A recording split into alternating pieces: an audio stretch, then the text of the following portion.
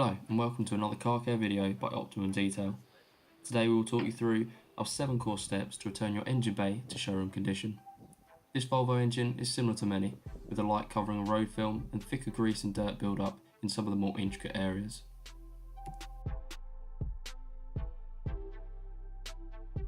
Step 1. Cover up. The initial step to any safe engine detail is to ensure all electronic points, open parts and other areas which are not likely to enjoy being soaked are covered up. To do this, you can use an array of tools to wrap, cover or shield these parts. These include gloves, which are great for smaller areas as the gloves can be wrapped around and even tied together for greater security with the fingers of the gloves. Another great tool to cover larger areas of your engine bay is plastic bags. Any bag you get from a shop which is relatively waterproof will do. These can be pulled straight over large areas such as the alternator on this Volvo. Ensure you tuck the bag as far under as possible to ensure the water runs straight off and down and doesn't reach underneath.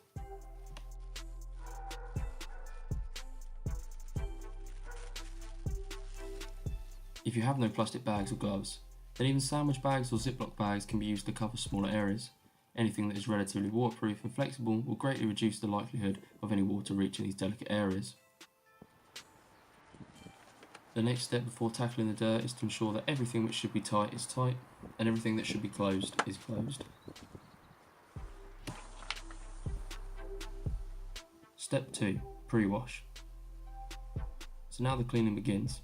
With the law of gravity, it is always best to start with the underneath of the bonnet, as any dirt dislodged will fall onto an already dirty engine bay rather than a clean one. Use an all-purpose cleaner or TFR based product and spray this liberally over the entire bonnet and allow it to dwell for a few minutes to soften the dirt. A top tip is to wet the front wings of the vehicle and continue to rinse them throughout to ensure the all-purpose cleaner or TFR does not dry and stain the paintwork. Repeat the pre-wash process on the engine bay itself, ensuring you thoroughly coat all areas of the engine bay, as the cleaner is what does the work to remove the dirt and not the water, so covering all dirty areas is the most important factor in sufficiently cleaning an engine bay. Pressure washing the engine bay is often considered dangerous and avoided by many, but if you remember to keep the water stream moving at least 60 cm away from components, you should not cause any damage. Remember, the front bumper is covered in holes which allows water into the engine bay, so a little bit of water won't do any harm. If you are concerned, swap the pressure washer for a hose pipe. There are an array of tools which can be used to clean the varied surfaces in the engine bay.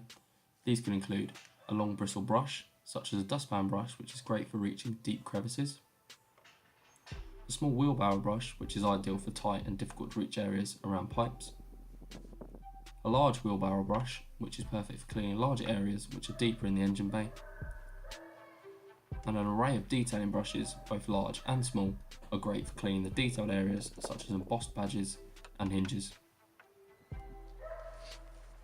And sometimes you may require a wash mitt to clean the larger areas. Step 3. Contact wash. Now it is time to clean the remaining dirt with more cleaning product and your chosen tools. Bonnet hinges are often one of the dirtiest and hardest to reach areas when cleaning. Ensuring you have an array of detailing brushes both large and small is important to thoroughly cleaning these areas. Also, continue to re-wet the area with the cleaning chemical to help break down the heavier build-up of dirt.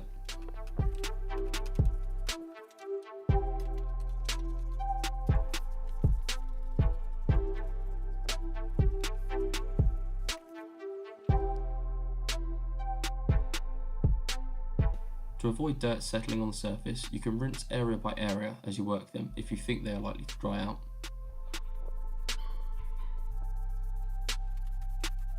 The dustpan brush is a great tool for cleaning larger areas quickly by being mildly aggressive but also flexible enough to be used on a variety of different surfaces.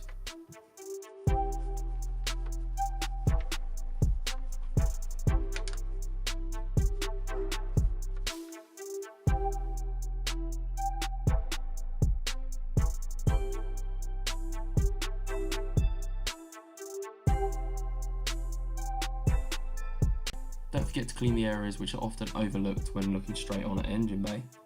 One of the most common areas is behind the front bumper. A large wheelbarrow brush is ideal for accessing this area, with a full coverage of bristles allowing you to push the brush into all of the unseen areas whilst giving you the confidence that all areas will be cleaned, compared to a standard brush which would need to be turned constantly due to its single side of bristles. This also saves you from awkwardly leaning over the car to reach the front. Sometimes dirt may remain at the bottom of the engine bay on metalwork. The pressure washer can be used carefully to remove this, but ensure you only use the pressure washer on the metalwork as it may cause damage to other parts. Step 4. Decontamination. To most, this would now be a thoroughly cleaned engine bay. However, the engine bay being one of the most far forward points in the vehicle is highly susceptible to tasseling from cars in front and also grease around the hinges from previous trips to the mechanic's garage. This last little step really does take your engine bay from 95 to 99% clean. Using a tire and adhesive remover, work the greasy areas with a detail brush to loosen any dirt before pressure rinsing away again.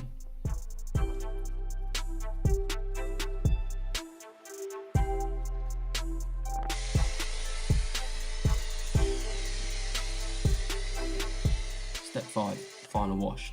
The final wash stage is our favourite. It's a stage where all of your hard work has been done and it's time to use your cleaning product of choice to remove any remaining dirt and most importantly any residue left from the decontamination stage. Cover your entire engine bay and bonnet with the cleaning product, in our case a snow foam, and lightly work it in with your chosen tool.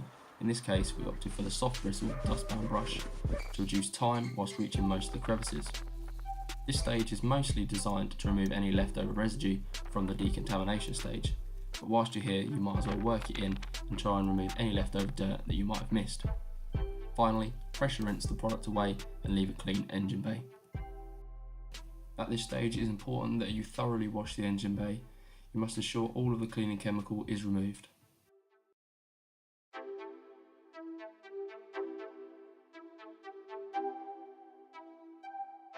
Don't forget to move into different positions and angles so that you can reach areas that are often overlooked. Step 6. Drying. Unsurprisingly, when it comes to drying, there are also several options you can take. If you have an air dryer, then this can be a quick and effortless way of thoroughly drying the entire engine bay, especially the intricate areas. Alternatively, you can use a microfiber towel to dry all accessible areas. Unfortunately, it is often difficult to reach the intricate areas, even with a small cloth. These will have to be left to air dry. Once the engine bay is as dry as possible, remove all of the gloves or plastic bags which we use to protect the delicate areas. Take care with the larger bags as these will often have a little pool of water which can overflow into the protected areas, undoing all of your hard work protecting them. It is best to pat the bag to knock any standing water off and carefully pull the bag upwards. Once dried, it is now the best time to clean under the covers and more sensitive areas if you wish. Use an all-purpose cleaner and a soft bristle detailing brush to agitate what should only be light dirt. Be sure to wipe away the residue as you clean to ensure it doesn't drip onto other clean surfaces.